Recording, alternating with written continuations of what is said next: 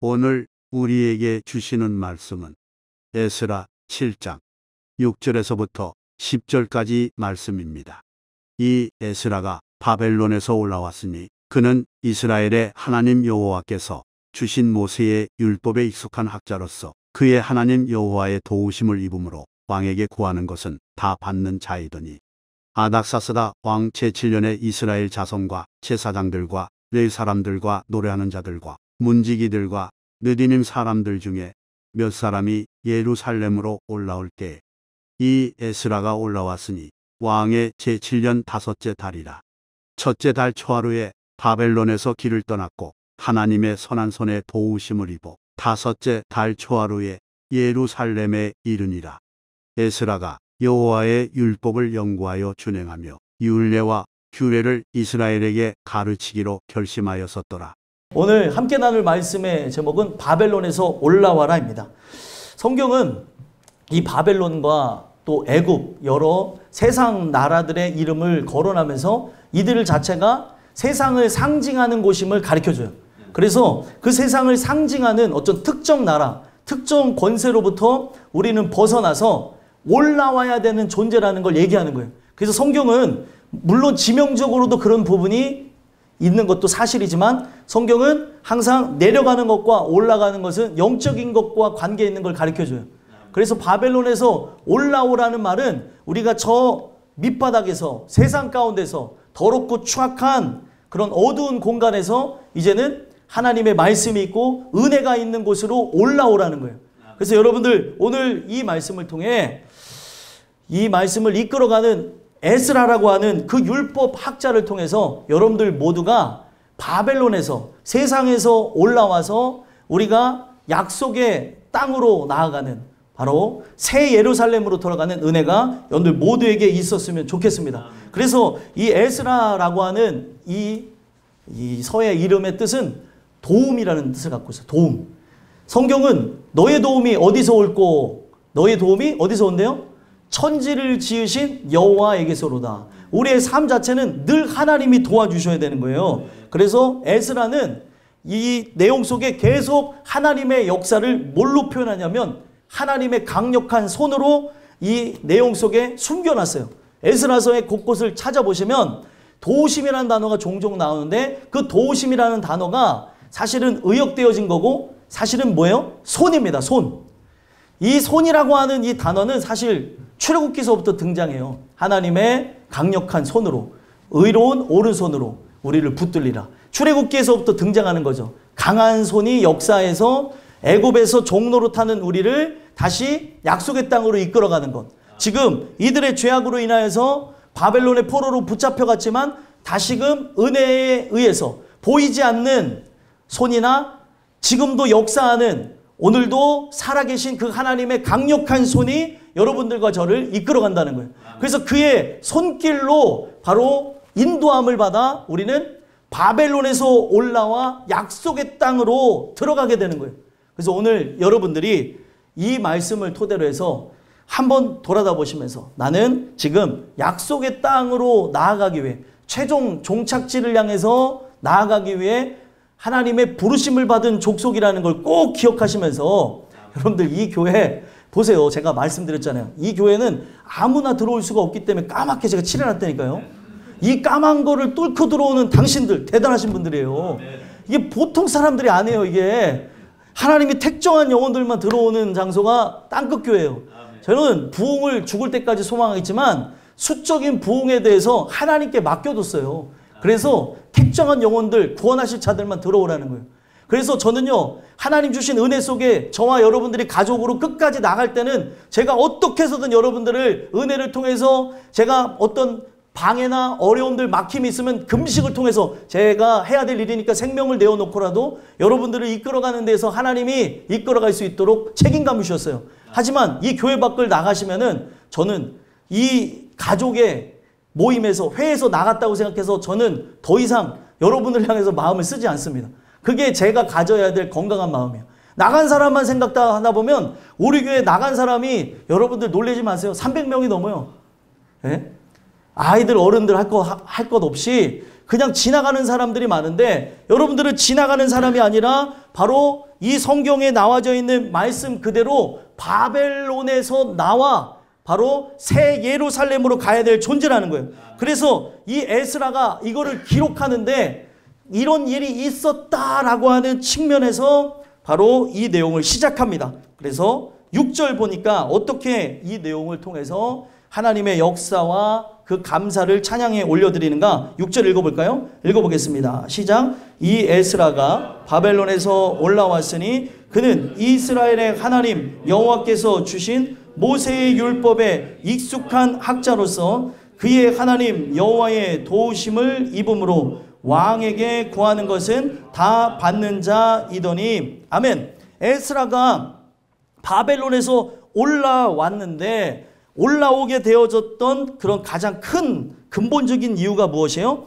이스라엘의 하나님 여호와께서 그 주신 놀라운 은혜를 통해서 그가 오게 되어졌다라는 걸 얘기하는 거죠. 근데 그가 여호와의 도우심, 그 여호와의 도우심을 입음으로 그가 바로 자신의 민족의 그 고토로 돌아오게 되어졌는데, 예루살렘으로 이스라엘로 돌아오게 되어졌는데 바로 그는 어떤 사람이었다고 얘기해요?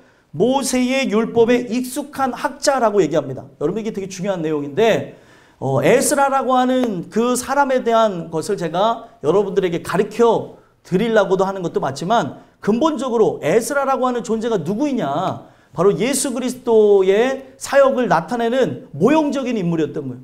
오늘날 여러분들이 왜 은혜를 사모해야 되냐? 에스라라고 하는 존재도 누가 만들었어요? 하나님이 만드셨죠. 오늘도 이 하나님 주시는 은혜를 통해서 여러분들은 그리스도인으로서 그리스도의 흔적이 세상 앞에 드러나야 될 줄 믿습니다. 바로 여러분들은 예수님의 그 모형을 세상 앞에 재현케 되어지는 그 삶을 통해서 드러내는 자들이 여러분들이 되셔야 되는 거예요. 근데 이 에스라라고 하는 존재는 분명 그리스도에 대한 모형이다 보니까 어떤 모습이 있었어요? 왕에게 구하는 것은 다 받는 자였는데 사실상 왕의 도움과 그 왕의 그 모든 산의 진미와 그 왕이 보장하는 그 삶을 포기하고 예루살렘 이스라엘로 갔다는 거예요. 자, 이게 바로 하늘 보좌를 버리신 예수 그리스도를 우리가 구약을 통해서도 볼 수 있는 거죠. 에스라가 위대한 것이 아니라 에스라와 함께 하시는 하나님의 영에 감동되게 되니까 세상 사람들처럼 돈 따라가지 않고 명예 따라가지 않고 권력 따라가지 않고 나라고 하는 존재가 이름이 높아지는 것을 따라가지 않는다는 거예요. 여러분들이 이 내용이 왜 중요하냐면 여러분들을 부르신 목적은 여러분들을 통하여 정말 하나님께서 도우시는 인생이 무엇인지, 지금 에스라라고 하는 존재를 하나님께서 만지셔갖고 하나님의 그 영에 감동되어져서 예수 그리스도를 느낄 수 있게 바로 이 말씀 통해서 우리에게 알려주신 것처럼 여러분들이 또 다른 에스라, 또 다른 하나님의 사람, 이 시대 같이 역사했던 사람 중에는 느헤미야도 있었는데 또 학개도 있었는데 바로 그들과 같이 역사하게 되어지는 믿음의 사람들이 되라고 얘기를 하고 있다는 거예요.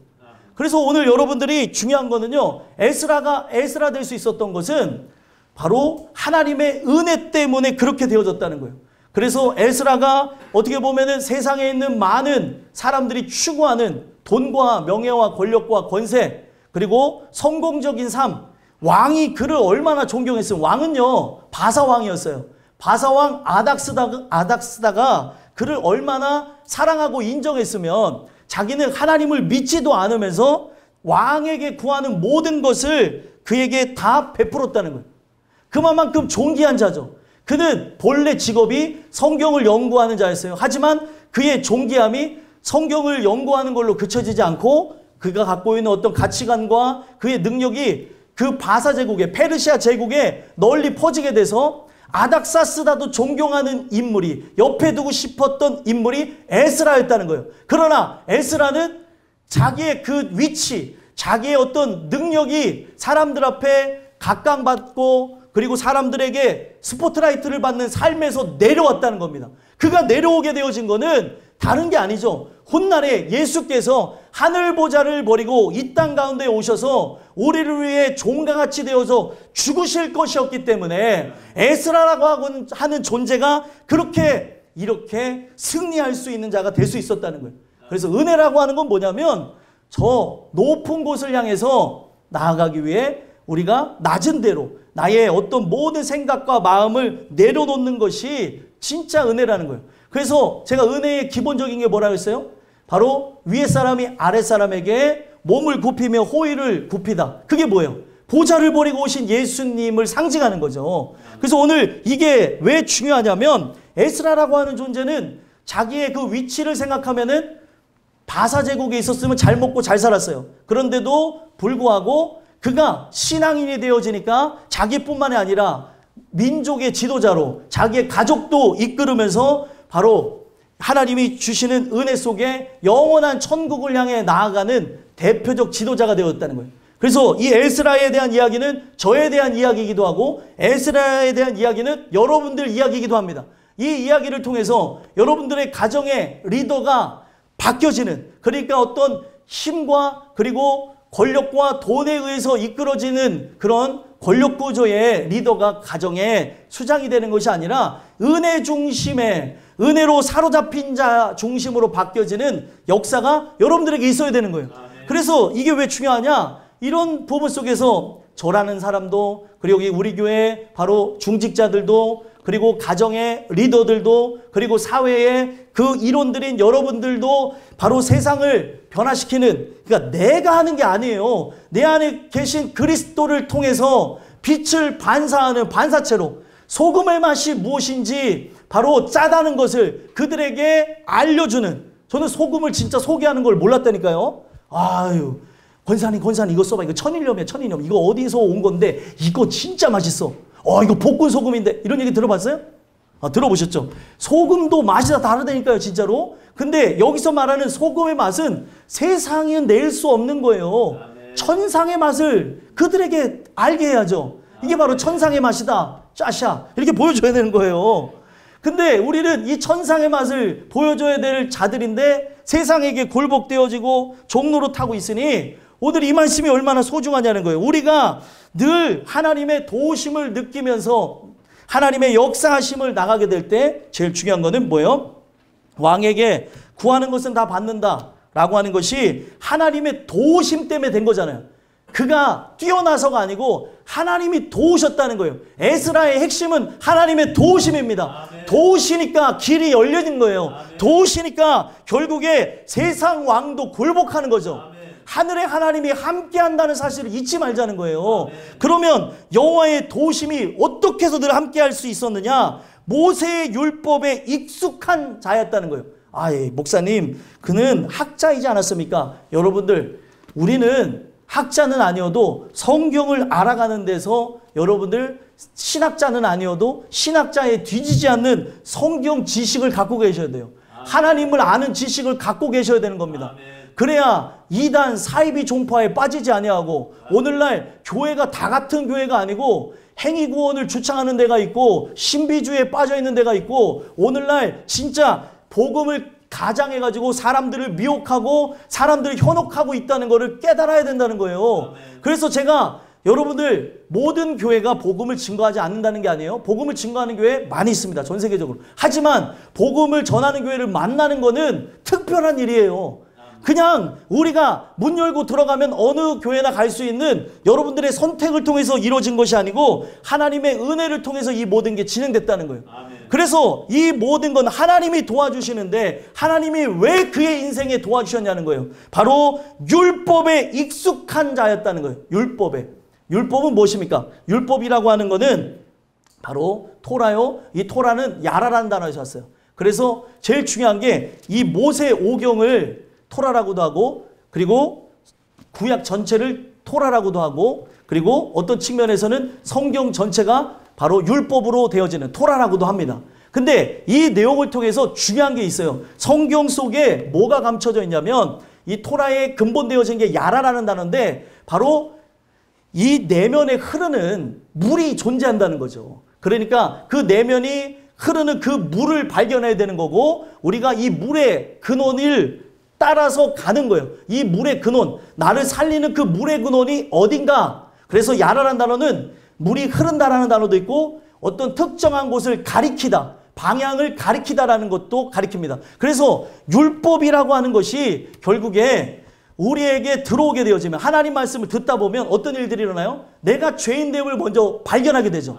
그래서 이 죄인됨을 발견해서 나는 율법의 요구를 이룰 수 없구나. 내가 이 법을 지킨다고 해서 내가 열심히 한다고 해서 내가 최선을 다한다고 해서 구원을 얻을 수 있는 것이 아니구나. 구원은 뭘로 얻습니까? 은혜로 얻는 거예요. 은혜를 통하여 믿음으로 구원을 받습니다. 여러분들이 열심으로 해서 구원을 얻는 게 아니라는 거예요. 근데 오늘날 교회는 그 교회가 부흥하기 위해서 서로가 경쟁시켜서 이 교회가 긴장감을 가게 하기 위해서 어떻게 합니까? 바로 서로의 그 경쟁 구도를 만들어가는 걸 봐요. 행위를 자꾸 강조한다는 거예요. 오늘날 우리가 어떤 행위를 해서 구원을 받는 게 아니에요. 그래서 어제 청년부들한테 중요한, 어떻게 보면 그 짧은 내용이지만 세겜 족속에게 할례를 요구하는 야곱 족속의 이야기를 통해서 여러분들에게 질문을 드릴게요. 바로 왜 야곱 족속과 바로 그 세겜 족속이 함께 하게 되어지면서 그들에게 할례를 요구했습니까? 야곱이 사실은 32장에 보면 창세기 32장에 보게 되면 야복 강가에서 하나님을 만납니다. 자기가 형의 복을 가로차려서 살았는데 이것 자체는 불행했다는 걸 깨닫고 나에게 주시는 진정한 복을 달라고 하면서 기도하고 바로 야복 강가에서 기도하다가 하나님이 그에게 진정한 복을 주심으로 그의 이름이 이스라엘로 바뀌어졌어요. 그러면 이스라엘로 바뀌어졌으면 그가 어디로 가야 돼요? 베델로 가야죠. 베델로 가야 되는데 베델로 가지 아니하고 어떻게 합니까? 형을 만난 다음에는 형과 함께 갈 것처럼 한 다음에 아직까지도 옛 구습이 나와서 거듭나고 난 이후에 따끈따끈할 때의 야곱입니다. 근데 형하고 같이 살고 싶진 않았나 봐요. 화해는 했는데 그럴 때 있잖아요. 그래서 형하고 함께 가지 않고 세겜을 좋게 보고 세겜 앞에다가 장막을 치고 세겜 족속과 함께 살아야겠다는 생각을 갖고 그렇게 합니다. 하나님의 언약을 잊어버린 거예요. 베델로 나아가야 되는데 그랬더니 하나님은 목적이 딱 하나예요. 그 집안에 고통을 주려는 게 아니고 고난을 주려는 것이 아니고 눈물을 주려는 게 아니에요. 이걸 기억하시면 내가 받는 고난을 이해할 수가 있어요. 그래서 고난은 바로 성경이 뭐라고 해요? 내게 고난 당한 것이 유익이라. 이게 엄청난 유익이라는 거를 아시게 되면은 나를 뭔가 깨닫게 하시기 위해서 나를 또 새롭게 하시기 위해서 어떤 계획이 있겠지 이걸 발견하는 거예요. 근데 그가 그거를 전혀 못 느낀 채 세겜 족속과 함께 살고픈 마음에 거기다가 장막을 치고 살았더니 그날따라 자기의 딸이 세겜 족속의 딸들하고 놀고 싶어갖고 나가서 놀다가 강간을 당해버려요. 그래서 하루아침에 그 집안 자체가 풍비박산이 나는 일이 일어나는 거예요. 자기 사랑하는 딸이 강간을 당하고 왔어요. 근데 사과도 안 하고 그들이 이게 이렇게 한 건 미안한데 너무 예뻐서 그렇고 며느리로 삼겠으니까 그냥 그렇게 잘 지냅시다. 그러면서 달라는 대로 다 줄 테니까 우리 족속하고 하나가 되는 건 어떻습니까? 이런 식으로 찾아 들어온 거예요. 힘으로. 얼마나 억울하냐는 거예요. 그래서 이 부분을 알겠다고 하면서 그래 우리가 서로 함께 연혼관계를 맺으시다 라고 하면서 서로가 그냥 이렇게 지내는 듯 하는데 거기서 어떻게 하냐면 야곱의 그 아들들이 어떻게 합니까? 그 세겜 족속에게 할례를 요구해요. 할례를 하게 되면 이스라엘 백성이 된다는 거예요. 자, 여러분들 질문 드립니다. 좀 설명이 길었죠. 우리가 할례를 받는다고 해서 이스라엘 사람이 돼요, 안 돼요? 안 된다는 거예요. 근데 왜 여러분들 이걸 잘 보고 성경을 보시면 왜 유대인들은 자꾸 할례를 자꾸 요구하고 나중에 신약 성경을 봐도 할례를 금지하라고 그랬죠. 사도 바울은. 근데 유대인 출신의 그리스도인들이 어떻게 합니까? 할례를 받아야 그리스도인이 된다고 하면서 이상한 얘기를 한다는 거예요. 제가 그걸 통해서 청년들에게 얘기했던 게 뭐냐면 분명히 할례를 받는다고 해서 이스라엘 족속이 되는 건 아니라는 거예요. 이게 뭐냐? 종교적 행위를 한다고 해서 다 그리스도인이 되는 게 아니에요. 그들은 회개함이 없이 들어온 거잖아요. 그들은 왜 교회 안에 들어왔는지 아십니까? 교회 들어온 목적이 있어요. 교회 들어온 목적이 야곱 족속과 화친을 맺어서 그들과 친해져서 그 야곱 족속의 재산과 그 야곱 족속의 영광을 가로채려고 했다는 거예요. 교회 들어올 때 교회를 들어오는 목적은 구원입니다. 예수 믿기 위해서 들어와야 되는 거예요. 여러분들이 예수 믿기 위해서 들어온 것이 아니라면 회개하셔야 되고 여러분들 거기에서 이들은 예수가 목적이 아니었던 거예요. 구원이 목적이 아니었습니다. 그냥 그리스도인이 되어져서 그냥 이 정도 살면 되겠지라고 하는 생각을 갖고 그들은 그렇게 되어지면 그들에게서 오게 되는 콩고물들 우리가 하나님에게서 얻는 그런 모든 것이 우리 것이 될 것이야 라고 들어왔어요. 결국 어떻게 됐습니까? 결국에 다 죽었어요.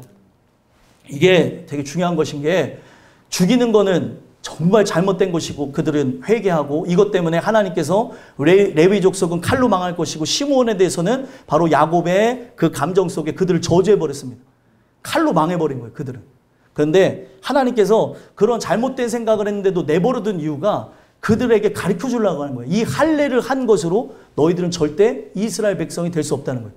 근데 왜 이스라엘 백성은 신약에 가서 할례를 한 것으로 그리스도인이 되는 표징을 얻으려고 하냐는 거죠. 이게 되게 중요한 것인데 이거를 잘 보게 되어지면 성경이 열려지게 되는데 바리새인과 서기관은 자꾸 표징을 구해요. 요나의 표적만을 주님께서는 주시겠다고 하는데 더 큰 표적을 달라고 하면서 바리새인과 서기관들 사람들이 막 쫓아갑니다. 바리새인과 서기관은 자기가 믿음 있다는 증표를 뭐에다가 했냐면 11조에다 걸었어요. 그리고 종교적 행위에다 걸었어요. 11조에도 내 마음이 하나님과 동행하지 않고 이것에 대해서 감사함이 없이 하나님께서 인도함이 없이 하게 되면 그 11조는 가짜고. 그리고 오늘날 중요한 것은 나라고 하는 존재가 법을 지키고 행한다라고 하는 걸로 구원을 얻는 게 아니라 이 모든 건 은혜로 되는 거라는 거예요. 은혜. 근데 은혜로 되는 거를 자꾸 사람들은 어떻게 해요? 종교적 그 표식과 표징을 통해서 우리 모든 사람들에게 카타르시스, 위안을 주고 우리가 살 수 있는 개체인 것처럼 바꿔버린다는 거예요. 그게 바로 오늘날 종교화가 되어지는 그 타락의 현상인데 교회가 뭐만 하면은 막 구원을 받는다는 거예요. 뭐 이 학교만 하게 되면 어떤 데는 막 기도 학교를 하고 어떤 데는 무슨 학교를 하고 이게 본질이 아니에요, 여러분들. 이 프로그램을 한다고 해서 변화받는 사람들도 있겠죠. 하지만 이 프로그램 하면 구원받습니다라고 하면 안 된다는 거예요. 구원은 하나님께 있는 거고 이런 학교 저런 학교 별의별 학교가 왜 교회 안에 다 들어오냐는 거예요. 여러분들 제일 중요한 건 하나님 말씀에 의해서 변화받는 거예요. 그 말씀에 의해서 깨지는 거고 교회가 이렇게 하면 느슨해지니까 특별 새벽 기도에 웃기는 소리 하지 말라는 거예요. 진짜 그리스도인임이라고 한다면 특별 새벽 기도에 하지 않아도 진짜 신앙인이라고 한다면 우리의 현장에서 기도도 하고 밴드를 통해서도 기도한다는 거예요. 교회가 종교화가 되어져 있으니까 문제가 되는 거죠. 썩었으니까 억지로라도 살아있는 것처럼 만들어야 되니까 그 프로그램에 의해서 참여하게 되면 뭔가 나는 변화가 되고 있네. 뭔가 이거 다 하게 되면 참기름 준대. 실은 참기름 좋아요. 참기름 먹는 걸로 천국 못 갑니다. 우리가 참기름을 얻으려고 하는 게 아니잖아요. 어떤 데 보면 20일을 다 했다고 참기름 주고 20일을 다 하지 못하신 분들에게는 들기름 주고 제가 그런 교회를 제가 경험을 했었어서 얘기하는 거예요. 줄 수도 있고 그걸 나쁘다는 게 아니라 오늘날 그런 성취감을 왜 우리가 만든 프로그램에서 얻냐는 거예요. 하나님을 만나야 될 거 아니에요. 하나님을. 오늘 우리가 이 말씀을 통해서 바로 보지 못한다면 우리는 자꾸 어떤 종교적인 제의식을 통해서 자꾸 다른 길로 나가게 된다는 거예요. 저는요, 교회가 천천히 가길 바라고 어떤 부분에서 조직이라고 하는 것이 나중에 편성이 돼야 되겠다고 생각을 하지만 여러분 초대교회처럼 우리 교회가 진짜 말씀과 기도에 전무했으면 좋겠는 거예요. 어떤 프로그램이 아니라 예배에 집중하고 예배를 통해서 깨어지고 부서지는. 그래서 여러분들 제일 중요한 게 이 율법이 가리키는 그 장소는 십자가였어요. 십자가. 그래서 그는 이것에 대해서 늘 연구하고 가까이 할 수밖에 없었죠. 그래서 성경을 보게 되니까 이 율법에 익숙하다라고 하는 거는 이 흐름에 대해서 그가 많이 가봤기 때문에 여러분 성경을 많이 보는 사람은 성경이 어디에 뭐가 있는지 다 알아요. 근데 성경이 우리 교회에서는 이제 챕터가 한 주간마다 바뀌는데 생소한 걸 할 때도 있잖아요. 오바댜 찾으라고 하면 오바댜가 어디 있어? 야, 오바댜. 성경이 익숙해야 되는데 익숙하지 않는다고 한다면 진짜 그리스도인이 맞냐는 거죠. 오늘 우리가 이 말씀에 익숙한 자였기 때문에 그 말씀을 통해 은혜를 추구하는 자였고 먼저 그의 나라와 그의 의를 구하기 위해서 성경을 통해 하나님의 의도를 발견하고 내가 어떤 삶을 살아가야 될지를 늘 그렇게 살아갔던 자이기 때문에 하나님이 그를 도우신 거예요. 하나님의 도우심을 받기를 원하십니까? 하나님의 도우심을 받기를 원한다면 하나님 말씀으로 돌아가시면 돼요. 그 말씀과 함께 하다 보다 보면 하나님께서 이 모든 부분에서 보이지 않는 손이 살아계심을, 그의 삶 속에 그 살아계심을 이루시는 역사를 통해서 보여준다는 거죠. 그래서 이 내용이 왜 위대하냐면, 보세요. 세상 왕에게 구하는 것도 다 받았다고 얘기해요. 그런데 이거는, 이 에스라의 이야기는 모형이죠. 예수 그리스도는 만왕의 왕이시죠. 만왕의 왕으로서 하늘의 아버지인 하나님 앞에 구하면은 성경은 뭐라고 얘기해요? 그 구하는 그 모든 것마다 받은 줄로 믿으라고 얘기하죠.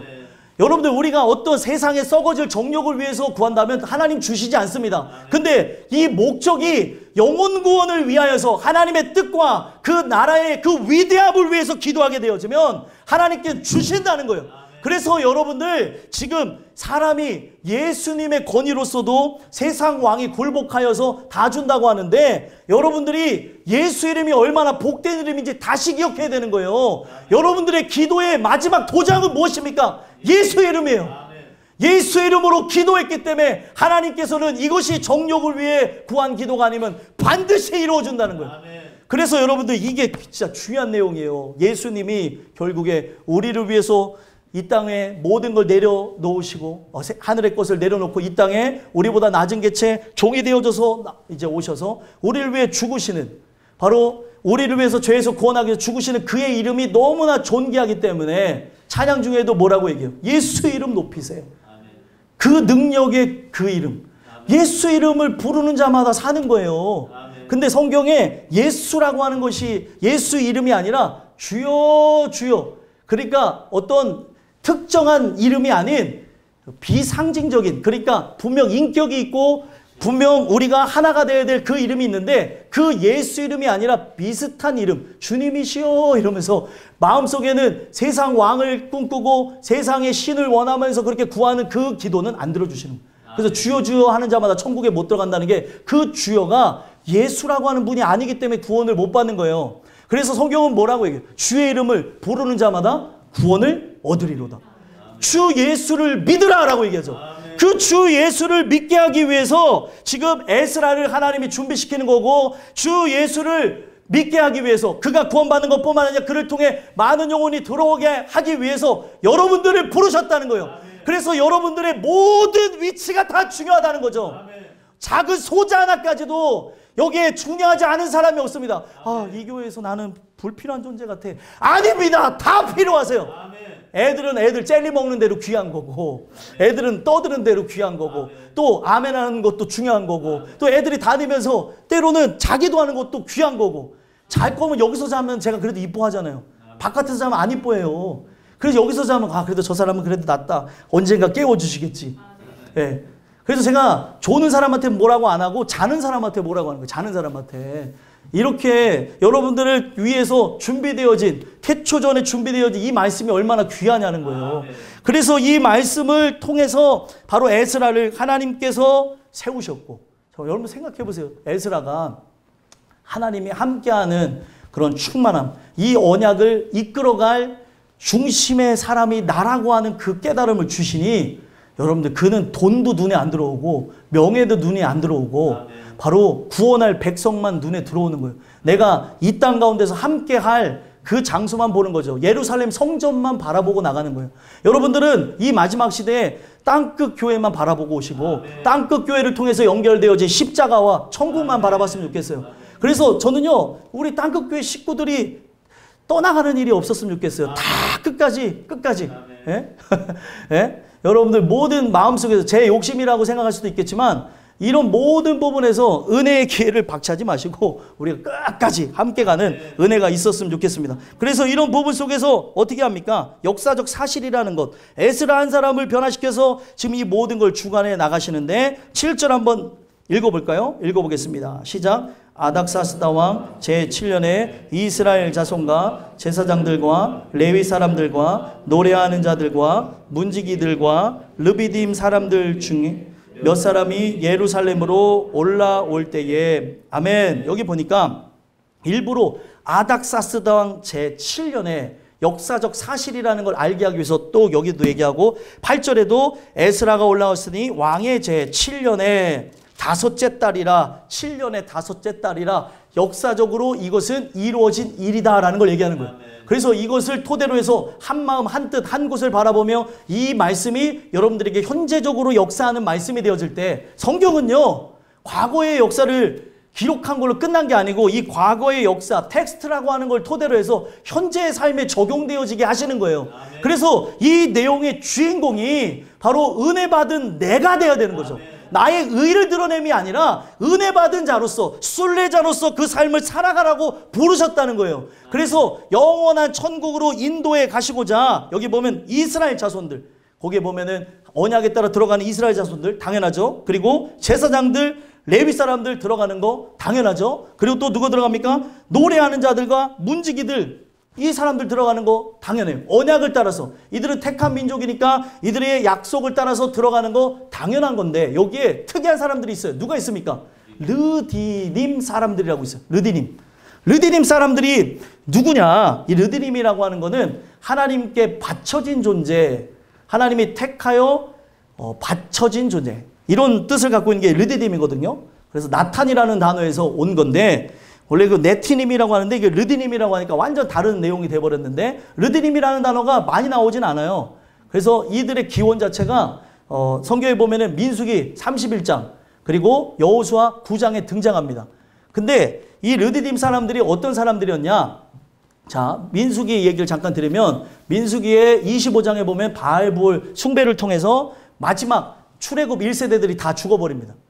근데 어찌됐든 이거는 예정된 수순이죠. 그들이 가나안에 정탐꾼 12명을 보냈는데 그 정탐꾼 중에 2명만 바로 믿음의 보고를 하고 10개의 지파의 정탐꾼과 그리고 이스라엘의 많은 1세대 사람들은 하나님의 언약을 믿지 못합니다. 그래서 너네들은 광야 40년을 유랑하고 그 땅에 못 들어간다고 하면서 많은 역사적 사건이 있었어요. 그 마지막 사건이 무엇이냐? 바알부올 숭배를 통해서 결국에 이스라엘 출애굽 1세대들이 전멸해버리는 거예요. 이게 여러분들 하나님 입장에서 기쁘시겠어요? 기쁘시지 않겠어요? 말씀하셨지만 내 자식이 죽어나가는 걸 보는 거예요. 하나님께서는 악인일지언정 그 악인에게도 긍휼을 베푸시는 분이 하나님인데 그 백성들이 죽어나가는 모습을 보니까 하나님이 화가 나는데 왜 그들이 죽게 되어졌습니까? 모압 왕 발락이 그 미디안에 선지자였던 발람 선지자를 초청하는 거예요. 왜 그러냐면 이스라엘 백성들이 이렇게 쳐들어오는데 이 요단 서편, 요단 그 동편은 이미 다 정복되어졌고 요단 그 동편의 대부분은 정복되어졌고 이제 자기는 그 모압 왕으로서 자기도 이제 정복되어질 거라고 하는 걸 느꼈던 거예요. 위기의식을 느낀 거죠. 살아계신 하나님의 위엄을 그가 봤던 거예요. 그래서 이것을 어떻게 해야 될까? 선지자를 통해서 그들의 길을 막아보자라고 해서 미디안의 선지자를 불렀습니다. 그게 바로 발람 선지자예요. 그래서 성경에 등장하는 발람의 꾀, 막 이런 부분들이 그래서 등장하게 되는 거예요. 근데 꾀를 내죠. 왜 꾀를 내게 됐습니까? 그가 얼마나 눈이 어두운 선지자였고 하나님에 대한 존재는 아는데 믿지는 않은 존재였던 게 뭐예요? 하나님께서 이걸 원치 않는다는 거를 분명히 그에게 보여주고 있는데도 그는 영안이 어두워서 보지를 못해가지고 지금 가다가 멈춘 당나귀를 후드로 팹니다. 확 패는 거예요. 이 자식이 가다가 왜 안 가? 가라고! 근데 안 가요. 안 가요. 그래서 막 때리니까 얘가 이제 화가 난 거예요. 갑자기 말을 하기 시작하면 근데 그만 좀 때리라고. 예를 들면 이런 상황이에요. 그만 좀 때리라고. 지금 앞에 안 보여? 안 보여? 저 앞에 지금 하나님의 사자가 가로막고 있잖아. 칼을 들고 너를 죽이려고 하니까 내가 너를 살리려고 안 갔잖아. 얼마나 답답하면은 당나귀도 얘기합니다. 여러분들 너무 답답하게 하면은 짐승들이 말할 수도 있어요. 교회 가라고. 여러분들 키우는 강아지가 아유 교회 좀 가라고. 그럴 수 있다니까요. 예. 진짜라니까 하나님께서 일하시고자 하면은 왜 그런 일이 없겠어요. 농담 반 진담 반인데 중요한 거는 그런 상황이 앞에 딱 일어나게 된 거예요. 그러면은 분명히 하나님의 사자가 막았으면 가야 돼요? 가지 말아야 돼요? 가지 말아야 되죠. 근데 발람 선지자가 어떻게 했어요? 자기의 싹쓸 위하여서 갔다라고 유다선 얘기하잖아요. 돈을 얻고 싶어가지고. 그래갖고 갔는데 입술을 딱 열어서 저주하려고 그랬더니 하나님이 입술을 꽉 부여잡으니까 5번이나 저주를 시도했는데 축복이 막 쏟아져 나오는 거예요. 근데 돈은 벌고 싶고 어떻게 해야 되나. 그래서 이 발람 선지자가 꾀를 낸 게 바로 거기에 창기들을 이제 집어넣어가지고 음행이 가득한 제사를 이렇게 드려버리게 합니다. 그래서 우상 숭배자가 되도록 유혹을 해버려요. 그래갖고 거기에 있는 많은 사람들이 그 우상을 숭배하는 것으로 난잡한 그런 예배를 드리는 것으로 죽어지는 그런 일들이, 연병이 걸려서 다 죽는 일들이 일어나는 거예요. 그래서 하나님께서는 너무나 화가 나셨기 때문에 어떻게 했어요? 미디안 족속을 전멸시켜라. 다 죽이라 그랬어요. 근데 성경에 보니까 민수기서 31장에 보니까 그게 보면은 남자들은 다 죽었어요. 애기들까지 다 죽었어요. 근데 여성들도, 남자를 아는 여성들은 다 죽었어요. 근데 남자를 알지 못하는 여성들은 너희를 위해서 살려두라 라고 하면서 그들에게 어떤 신앙을 토대로 해서 들어오게 되면 살게 하는 기회를 주고요. 거기에 특이한 사람들이 있어요. 어떤 사람들이냐? 32명이 추려져 가지고 바로 엘르아살 제사장을 위해서 드려진 자들이 있어요. 그게 바로 르디님 족속의 시작이에요. 이게 뭐냐면 레위 족속을 돕는 종들이었던 거예요. 레위 족속도 바로 제사장 외에는 그 성전에서, 성막에서 일하는 그 모든 거를 관장하잖아요. 근데 그런 허드렛 일을 돕는 족속이 르디딤 족속이었던 거예요. 그러니까 어떤 허드렛 일이 필요하겠습니까? 번제를 드리려면 나무가 있어야 될 거 아니에요. 나무를 패오고 물을 길러오는 족속의 시작이 바로 미디안의 32명으로부터 시작했고, 자, 여러분들 생각해 보세요. 그 32명이 이제 시작이었고, 결국에 여호수아 9장을 보게 되면 기브온 족속이 나와요. 기브온 족속이 불가침 조약을 하게 됩니다. 바로 옆 동네에서 그들은 왔는데 멀리 타국에서 온 것인 것처럼 자기 모습을 꾸며갖고 와요. 그래갖고 이스라엘 백성과 서로 침범하지 맙시다. 우리가 서로 평등한 조약을 맺어서 했으면 좋겠습니다. 라고 하면서 속였어요. 근데 알고 봤더니 옆에서 온 족속이라는 걸 3일 만에 알게 되어요. 3일 만에 그들이 찔리니까 이실직고를 했던 거죠. 그랬더니 이게 난리가 난 거예요. 어떻게 해야 되냐. 이거는 동등된 위치에서 할 수 있는 조약이 아닌데 저들에게 속았다라는 것 때문에 결국에 어떻게 됐어요? 너희들은 우리들의 종이 되어져라. 그래서 너희들은 평생 어떻게 해요? 물 기른 자와 바로 나무를 패는 자가 되라 라고 했어요. 그래서 이들은 어떻게 되어지냐면 레위 족속을 돕는 성전과 성막에서 일하는 종들이 되어집니다. 그래서 그들은 결국에 레위인들과 함께하는 그런 종족이 되어졌고, 레위인들과 같이 하나님 앞에 드려졌다고 하는 측면에서 이방인이었지만 성경은 그들을 어떻게 이끌어가냐면 바로 하나님 앞에 동일하게 바쳐진 존재이기 때문에 레위인들과 같이 세금을 받지 않았어요. 하나님께 드려진 존재. 이방인에게는 최고의 어떻게 보면 영예죠. 종된 것이라는 것만 기억하고 있다면 기분 나쁘고, 내 부모가 죽고 나의 친지가 죽었다고 하는 그런 부분만 생각한다면 이들은 분노가 치밀어 오르고 할 그런 족속이었는데, 이 르드림 족속이 천년 동안이나 이스라엘과 함께하면서 종노릇을 합니다.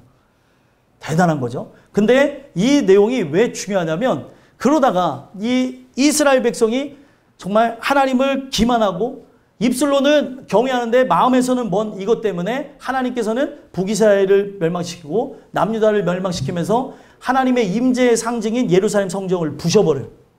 그리고 나서 거기에 회개한 자들, 그리고 그때 당시에 엘리트들을 뽑아가지고 바벨론의 포로로 붙잡히게 해서 보냈다는 거예요. 거기에 르디님 족속도 함께 끌려가게 되는 거예요. 그러면 여러분들 생각해 보세요. 우리가 어떤 역사적 뿌리를 안다고 하면서 많은 사람들, 요즘 젊은 사람들 영화 한 편 보고 엄청 분노하는 그런 거 보잖아요. 그게 역사적 사실이에요. 그래서 역사의 뿌리를 알아간다는 건 좋지만 자칫 잘못하게 되면은 이게 좌우진영으로 나눠져서 싸움이 일어나는 어떤 그런 논리들이 생겨나게 되는 거예요. 그래서 제가 이런 얘기를 왜 드리냐면, 여러분들이 지금 역사적인 뿌리보다 더 중요한 게 있으니 하나님의 구속사를 꿰뚫어야 되는 거예요. 이런 모든 부분 속에서 하나님의 역사하심과 그런 부분을 바라봐야 된다는 거죠. 근데 그들은 역사적 뿌리보다 하나님이 자기네들을 선택했다는 그 은혜에 감사를 했던 거예요.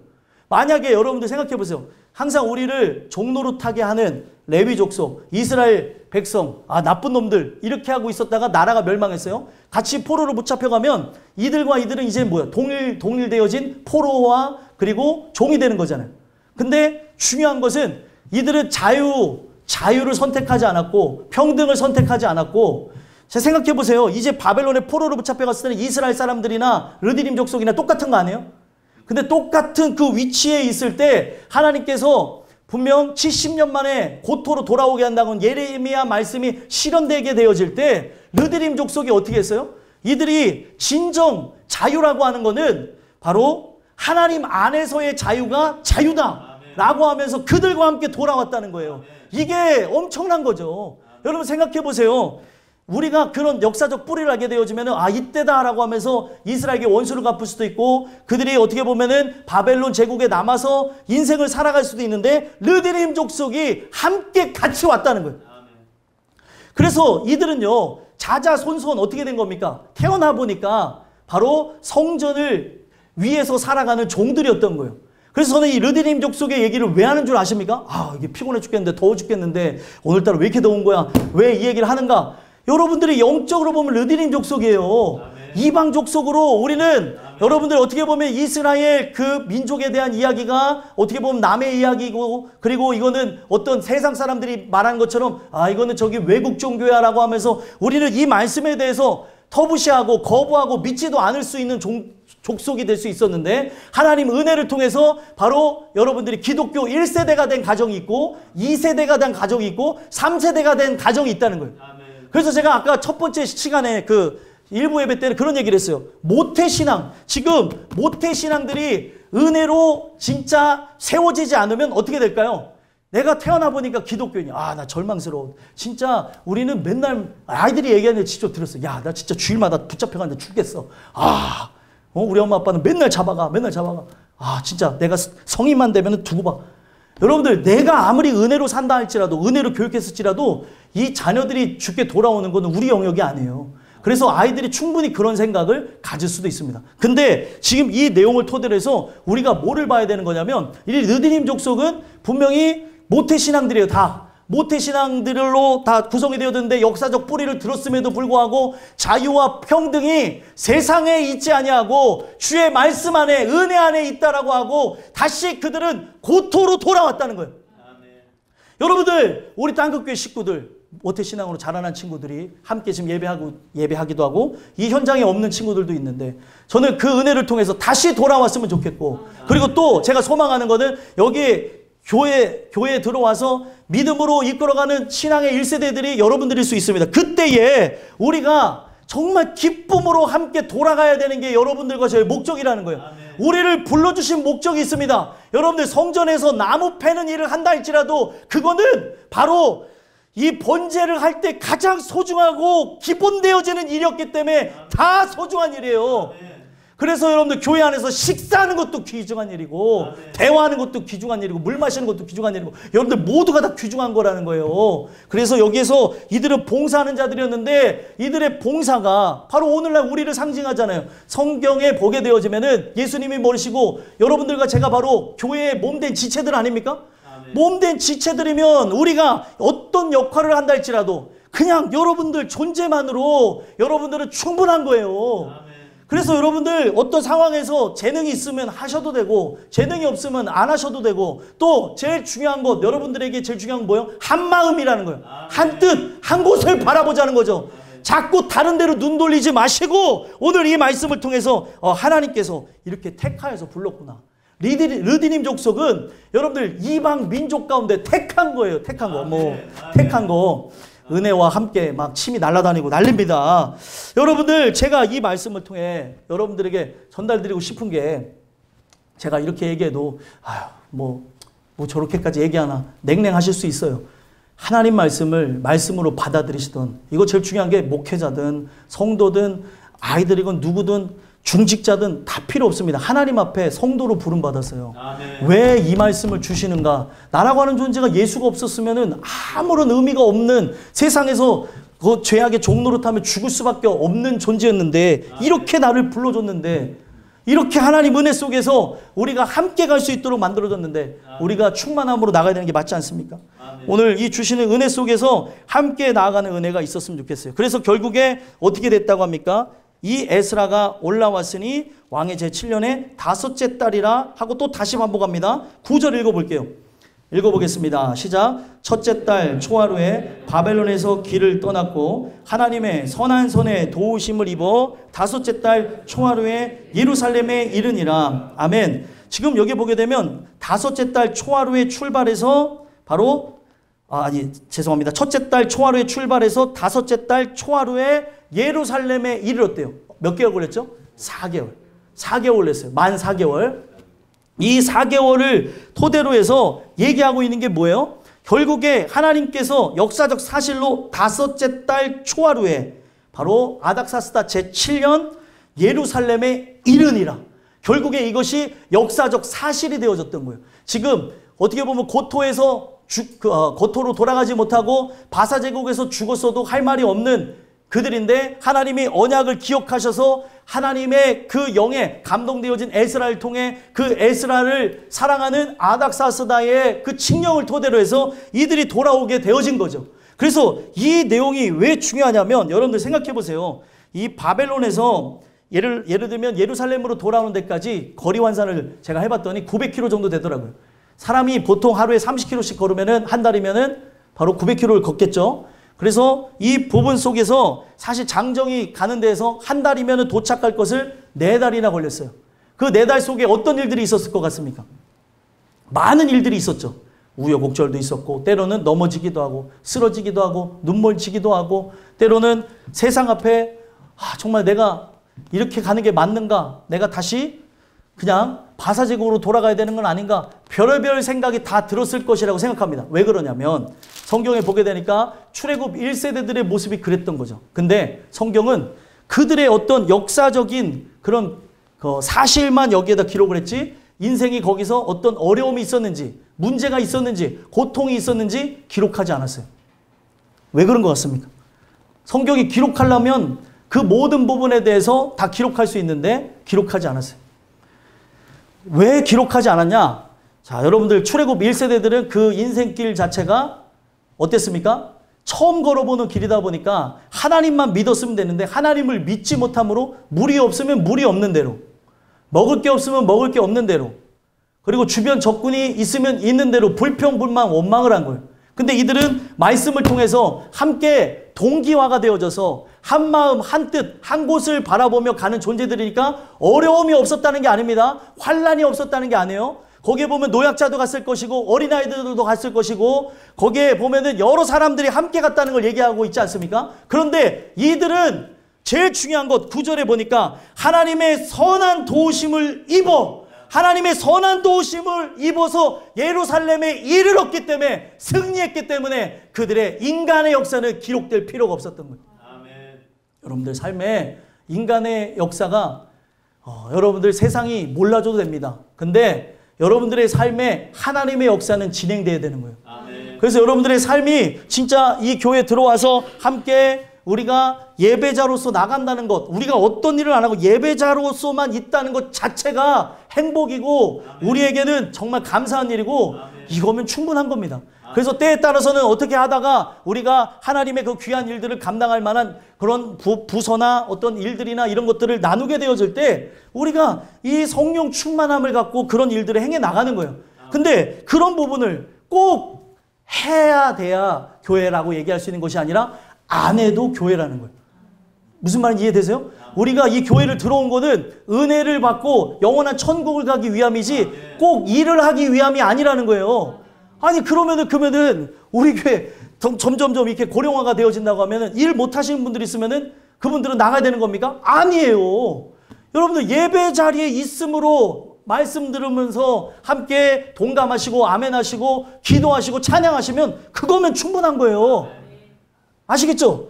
예, 네, 그래서 우리 두 권사님들 지금 함께하고 계시는데 우리 80대 이제 되신 우리 권사님들 우리 이옥승 권사님, 민은숙 권사님 감사합니다. 많은 걸 바라지 않은 예배자로만 끝까지 버티세요. 아멘. 제가 축복해드립니다. 저 한 20년만 버티세요. 아멘. 20년만. 예?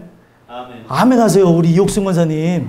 예. 5년만 생각하지 마시고 끔찍해 그러면. 예? 알겠죠? 20년만 같이 갑시다. 20년만.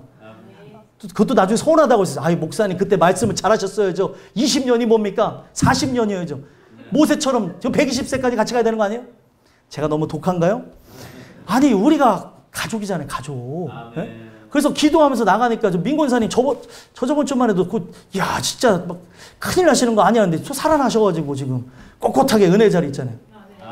이육승 권사님 이제 오늘 기점으로 살아나시는 거죠. 우리 어르신들 아프면 안 돼요. 감기만 걸려도 막 마음이 막 철렁철렁해요. 근데 막 너무 많이 아프셨었는데 이렇게 회복돼서 나오게 된 것도 은혜고 저 옆에 보면 또 다리 아프신 분 중 하나 있는데 다리 아프신 분도 저렇게 멀쩡하게 있는 게 얼마나 은혜요. 예? 그래서 지금 저렇게 앉아 있는 게 얼마나 큰 은혜인지 은혜를 막 지금 막 세리 받고 계세요. 막 받는 거 막. 그러니까 안 아플 때도 은혜인데 아파 보니까 새삼스럽게 이 은혜가 얼마나 큰 줄 안다는 거죠.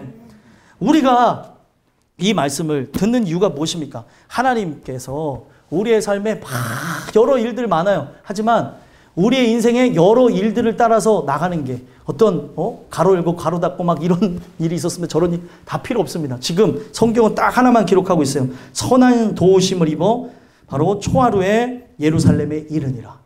여러분들 예루살렘에 우리 모두가 다 이르렀으면 좋겠어요. 영원한 천국에 이르는 그런 은혜가 여러분들 모두에게 있었으면 좋겠습니다. 나머지 10절은 다음 시간에 다음 주에 이어서 하도록 하겠습니다. 기도하겠습니다.